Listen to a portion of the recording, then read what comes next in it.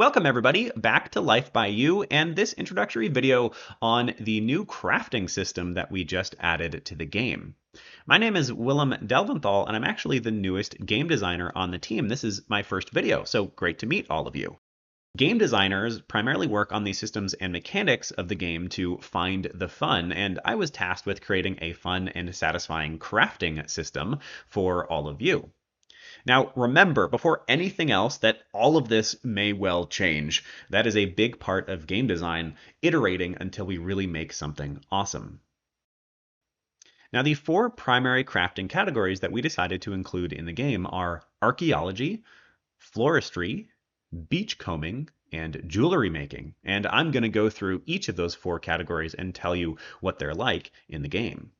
Now, I work with many different departments to make this possible, including some of the people you may already know, like Amanda and Leslie, our engineers, to make the actual mechanics and the code underneath the system, and artists like Sean Nakamura to make these beautiful flower models that you're going to see in just a moment. Now, the first thing you're going to notice that's different is troves peppered around your region. A trove is kind of like a little treasure chest that you can find in one of the four primary crafting categories. So you might find an archaeology trove or a beachcombing trove in corresponding locations.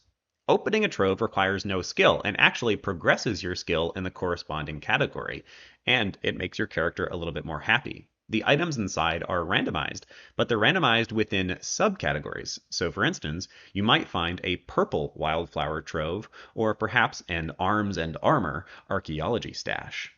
They appear all the time, and if you took a casual scroll across the world, you'd find about a dozen of them, and every time you collect a trove, you'll get a number of ingredients that you can use in crafting for the four primary categories.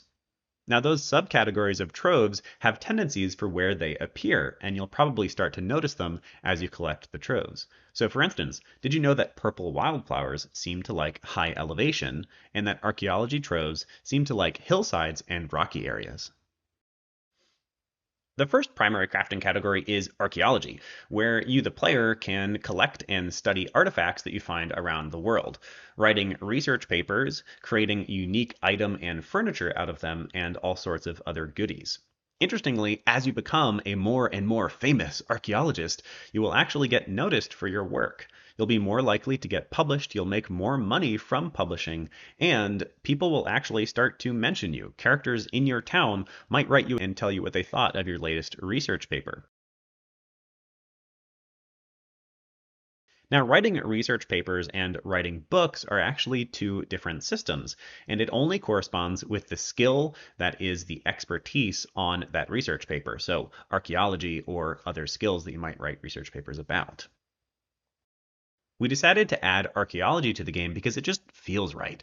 It's fun to explore and find old parts of the world and try to piece together the mysteries of what happened.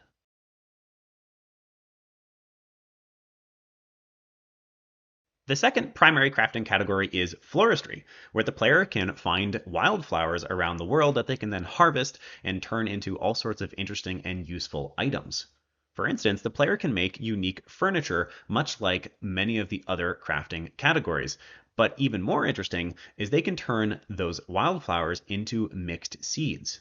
So for instance, if I find a bunch of pink wildflowers, I can turn them into mixed pink seeds. And if I plant these mixed pink seeds and perhaps fertilize them and water them over time, I can then get a random pink flower of a random type. More rare flowers will appear less often, and less rare flowers will, of course, appear more often. I can then harvest those flowers once they have grown, and I can place them in vases around my town and my house in order to really beautify my world. You can find wildflowers all over your region, but just like every other crafting category, they tend to like specific spots. So another fun tip for you, blue wildflowers seem to like forests. Growing flowers is different from finding flowers. So wildflowers are the item that you can find inside of troves that are just used for crafting. They are ingredients. But growing a flower can actually be harvested as a real object and placed in a vase out in the world.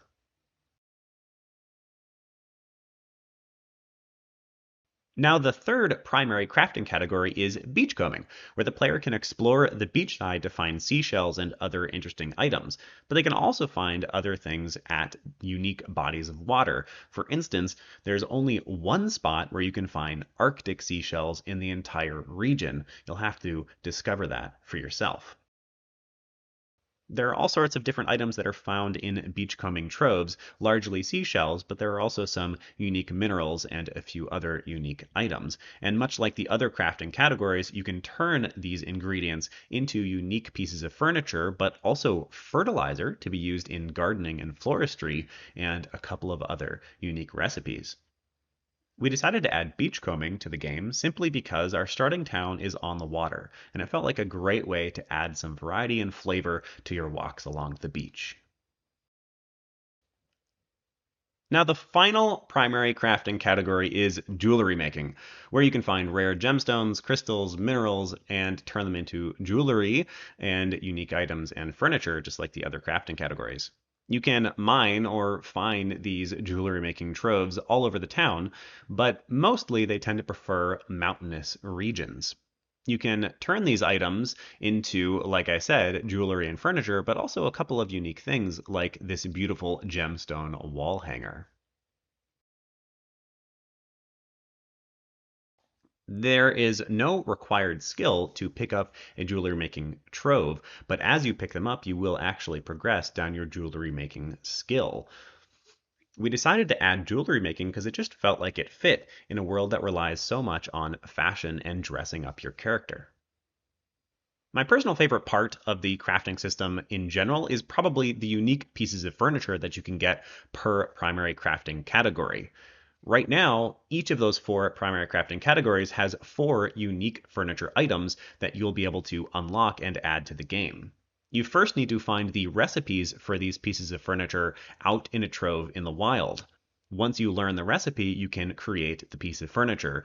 You can sell these pieces of furniture, but of course, the best part is placing them in your home and world to beautify and express yourself. My personal favorite piece of furniture is probably the Victorian bed because it's just ridiculously huge and takes up way too much space. All right, that is the four primary crafting categories and an overview of what each of them does and how each of them works. We hope that this allows you to really embody many of your favorite crafting fantasies. Become that famous archaeologist, run your own flower shop from out of your home, create unique furniture, and dress up your town. This also acts as a great template to allow you to add crafting of any variety to the world. Whatever your ideal crafting hobby is, you can add it to the game as a mod and then share it with other players. I am actually really excited to see what all of you add to the game for yourselves and for each other. If you take nothing else away from this video, I hope that you feel that item crafting is a fun system that allows the gating of exciting items and furniture behind a satisfying piece of collectathon and crafting gameplay. You can really make people earn cool items through your own mods, and of course, we've prepared a number of wonderful little items for you to find, craft for yourself. Now, before we go, I would actually love to ask you for some feedback. I have a couple of things that I've been wondering about the crafting system, and iterating on this design is how we make something wonderful. So I've got three questions for you. My first one is very specific. Should I use simpler furniture items like tables and chairs as an ingredient in recipes? So, for example, if I wanted to make the resin wildflower table, I could make it so that you have to go and buy a regular table to then turn into the resin wildflower table. I kind of like this in a sort of DIY mentality, but I'm not sure I like the fact that you have to go and buy something to craft something. So let me know what you think of that. The second thing is more open-ended. I just want to know if there's other gameplay you'd like to see in these primary four categories. So for example, what else might seashell crafting do? Right now you can turn it into unique furniture like every category, but you can also create fertilizer, and that's the main utility you get out of it. You can use that fertilizer in gardening.